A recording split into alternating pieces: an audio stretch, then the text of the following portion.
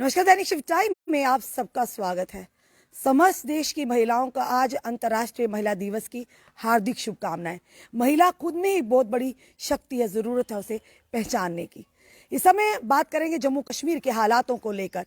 क्यों कहा हर्षदेव सिंह जी ने कि एकता में बल है, पुराने बुजुर्गों की कहावत थी और वाकई कहीं ना कहीं वो कहावत कारगर साबित होती है। आखिर क्यों ऐसा कहा कि जम्मू कश्मीर को एक प्रयोगशाला बनाकर रख दिया है भाजपा ने। इस समय हमारे साथ जुड़ चुके हैं जम्मू की बुलंद आवाज हरदेव सिंह जी से। इनसे जानते हैं।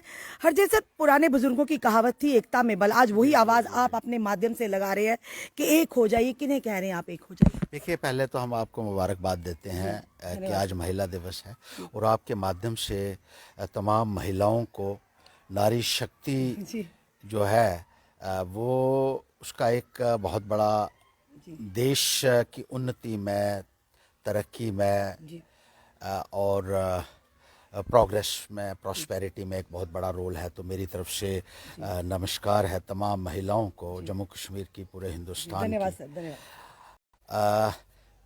आपने जो प्रश्न अभी पूछा है कि जो एक यूनिटी बड़ी ज़रूरी है, जैसे आपने कहा, बिल्कुल, क्योंकि भारतीय जनता पार्टी जो है जम्मू कश्मीर को एक वर्कशॉप की तरह ट्रीट कर रही है, इसमें कोई दो राय नहीं है, ये हर इंसान मानेगा। क्योंकि इन्होंने पहले जम्मू कश्मीर का स्टेटहुड का दर्जा छीन लिया, जिसकी कोई तुक नहीं बनती थी, क्योंकि स्टेट्स जो है यूनियन टेरिटरी के की स्टेट्स बनती हैं, लेकिन स्टेट की यूनियन टेरिटरी कभी नहीं बनती है।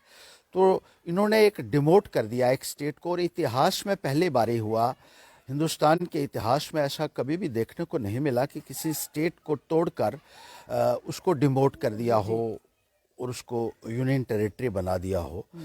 यूनियन टेरिटरी की स्टेट्स बनती थी। तो पहला प्रयोग तो ये था।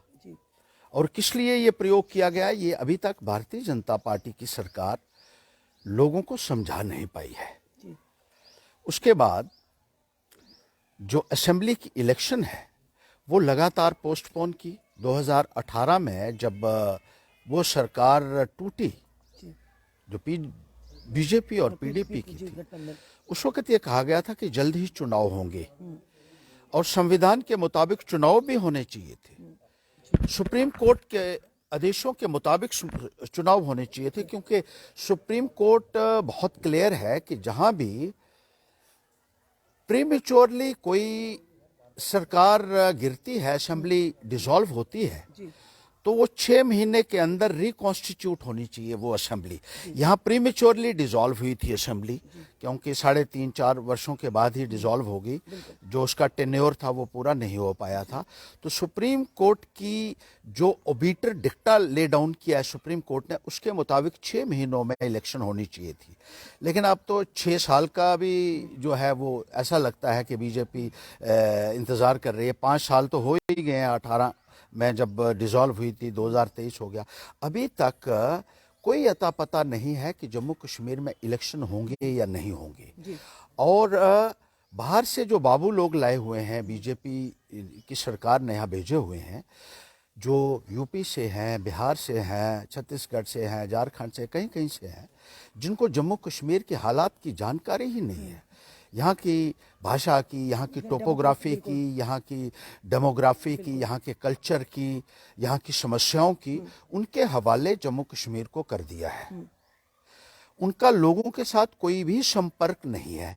क्या साबित करना चाहती है भारतीय जनता पार्टी की सरकार, ये क्लियर नहीं हो पा रहा है। और नए नए कानून बनाए जा रहे हैं। कभी लोगों की ज़मीनें खाली करवाई जाने का आदेश जारी कर दिया जाता है कि जो लोग 50 साल से इन ज़मीनों को बो रहे हैं और अपने परिवार का पालन पोषण कर रहे हैं, उनको उससे बाहर निकालिए। कभी बुलडोज़र भेज दिया जाता है कि आप इनकी दुकानें गिरा दीजिए, इनके मकानों को गिरा दीजिए। कभी प्रॉपर्टी टैक्स का कानून बना दिया जाता है। देखिए, अजीब बात यह है इसमें रश्मि कि कानून बनाना कानून साजिया का काम है। यहाँ क्लर्क कानून बनाते हैं, बाबू लोग कानून बनाते हैं और जम्मू कश्मीर के लोगों के ऊपर थोप दिया जाता है। हमारा जो संविधान है वो कहता है कि कानून पार्लियामेंट बनाएगी या असेंबली बनाएगी, लेकिन यहाँ प्रॉपर्टी टैक्स आपने जो बनाया, अभी लागू किया है, ये क्लर्कों ने बनाया रात को और सुबह आपने कहा कि इसको जम्मू कश्मीर में लागू कर दीजिए। ये वैसे भी स्टेट असेंबली को ही अख्तियारात था प्रॉपर्टी टैक्स का, क्योंकि हमारा जो संविधान का 7वां शेड्यूल है, 7th schedule of the constitution, list 2 में आता है कि जो लोकल बॉडीज के बारे में कानून बनाने हैं वो स्टेट असेंबली बनाएगी। लेकिन यहाँ तो कोई कानून की परवाह किसी को नहीं है। जम्मू कश्मीर के लोगों को कीड़ों मकोड़ों की तरह समझा जा रहा है कि आप जो मर्जी कर लीजिए, हम तो अपने तरीके से इस निज़ाम को चलाएंगे। इसलिए हमने कहा कि भारतीय जनता पार्टी की इस गुंडागर्दी के खिलाफ, इस तानाशाही के खिलाफ मुख्तलिफ पॉलिटिकल पार्टीज को इकट्ठा होना चाहिए और संविधान को बचाने के लिए, जमहूरियत को बचाने के लिए इकट्ठा होकर इस तानाशाही के खिलाफ आवाज बुलंद करनी चाहिए, ताकि लोगों को अपने अधिकार मिल सकें जिनसे भाजपा सरकार ने उनको वंचित किया हुआ है।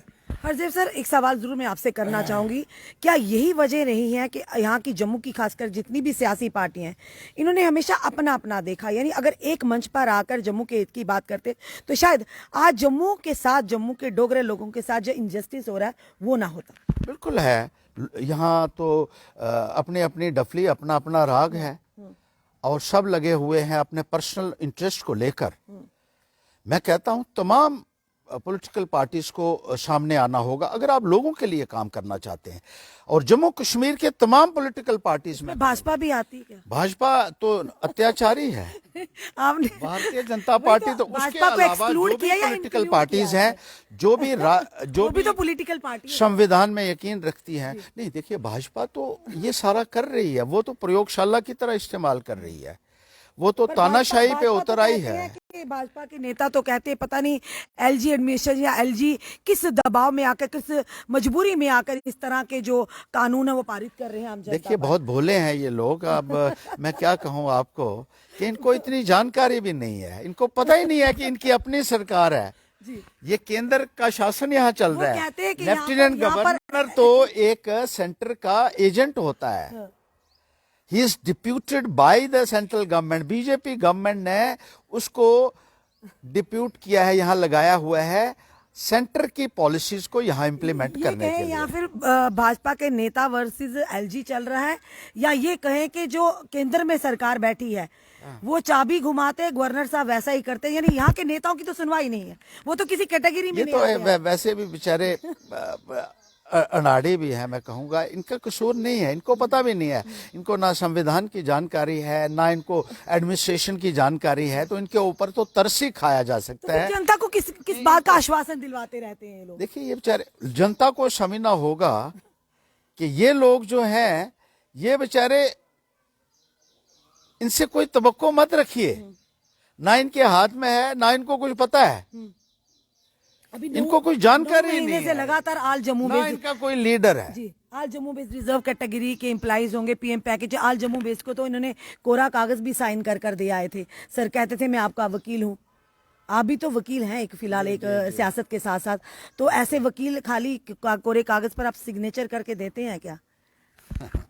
देखिए ये कुछ भी कर सकते हैं और उसका कोई भी मतलब नहीं होता है जी।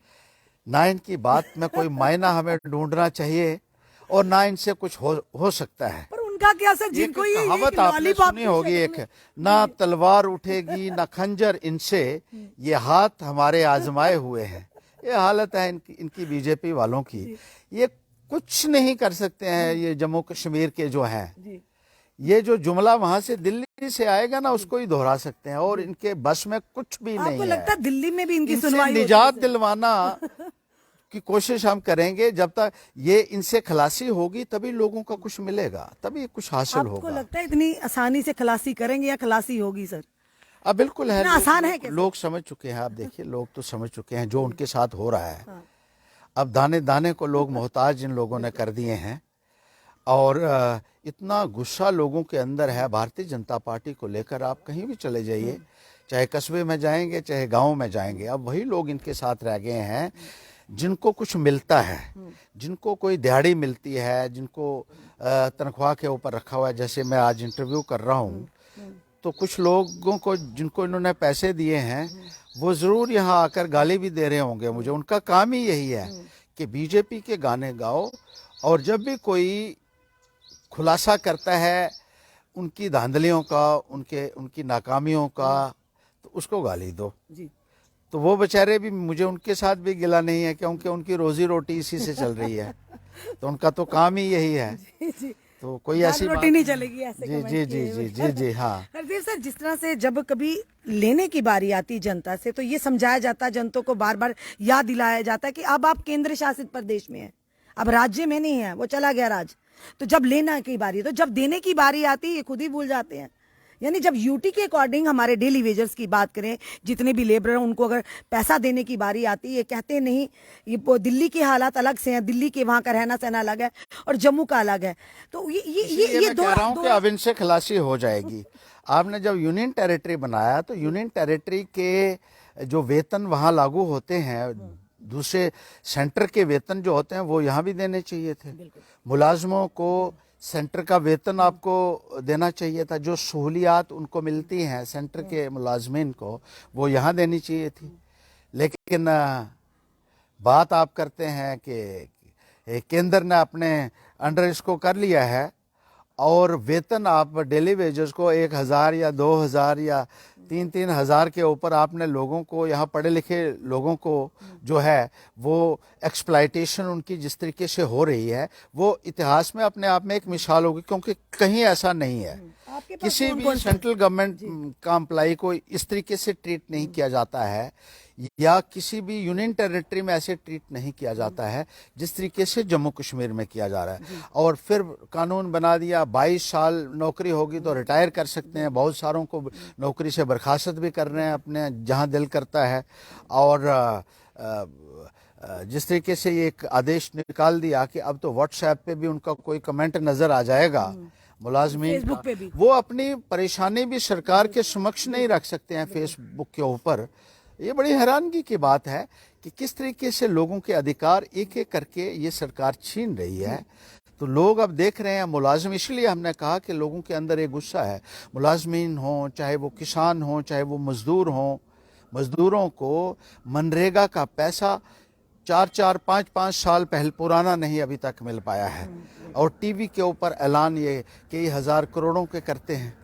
कितना तमाशा किया जा रहा है। सिर्फ जुमलेबाजी के ऊपर ये सरकार चल रही है, लोगों को हकीकत में कुछ हासिल नहीं हो रहा है।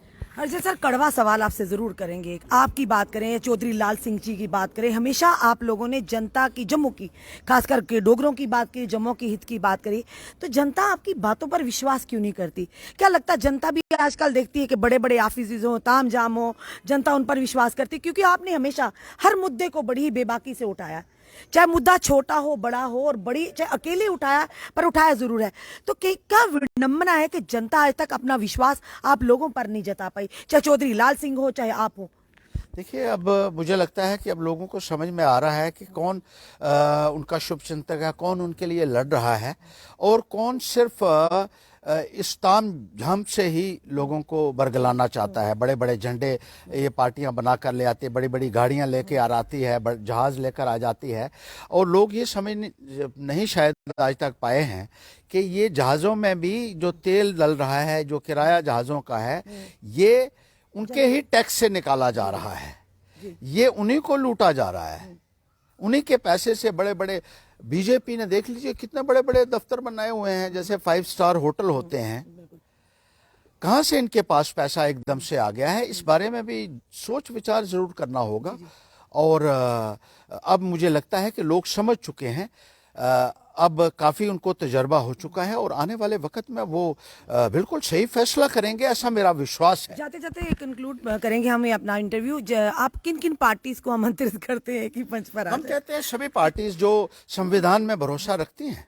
सभी पार्टी में कौन कौन से सर नाम भी लीजिए ना? नहीं, सबको मैं कह रहा हूँ, बीजेपी के अलावा। पर बीजेपी के नेता खुद दुखी दिखते हैं, वो जनता को झूठे आश्वासन दे देते हैं। तो पता छोड़ दीजिए बीजेपी, जो वाकई समझ चुके हैं बीजेपी का असली चेहरा, मैं उनसे भी कहूंगा कि वो बीजेपी छोड़ दें और आ जाएं, हमारे साथ बैठें और आपके हम साथ क्या लोगों मिलेगा को सर उनको? न्याय दिलाएंगे, आपके साथ क्या उनको मिलेगा? हक दिलाएंगे। सर जी आपके साथ क्या मिलेगा उनको? कम से कम इतने बड़े ऑफिस में बैठ रहे हैं, गाड़ियां आगे पीछे हैं, तामझाम आगे पीछे, आपसे क्या मिलेगा सर?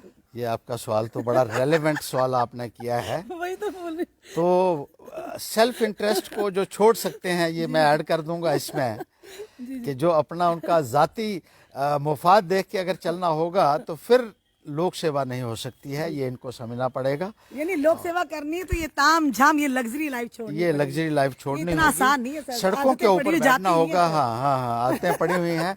मैं आपको बताऊं, मैं पिछले 8 वर्षों से रश्मि जी, मैं सड़कों के ऊपर बैठता रहा ना। मैंने कभी ये देखा कि मेरे नीचे टाट है, दरी है। सड़कों के ऊपर धूप में, बारिश में, कड़कती ठंड में और 45 डिग्री टेम्परेचर में भी मैं बैठता रहा हूं कि लोगों को इंसाफ मिल सके।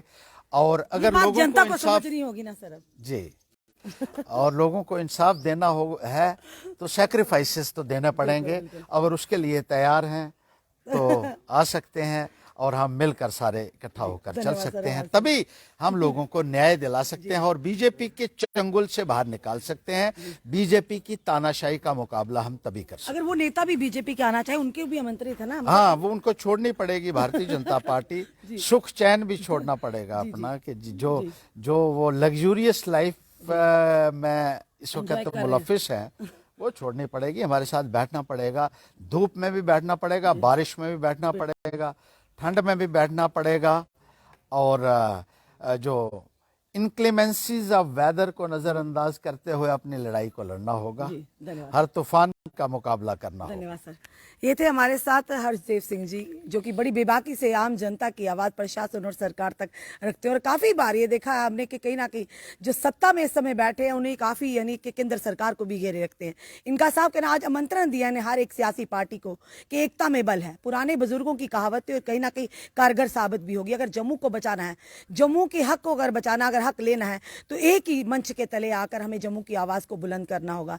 फिलहाल ये जरूर कहना चाहिए, उन्होंने ये भी कहा है कि पार्टी पर उन्होंने ये भी कहा जम्मू कश्मीर की जनता को, तो पर ये जनता के हाथ है। जनता को समझना होगा कि अपने हकों की लड़ाई किसके साथ खड़े होकर आप लड़ सकते हैं।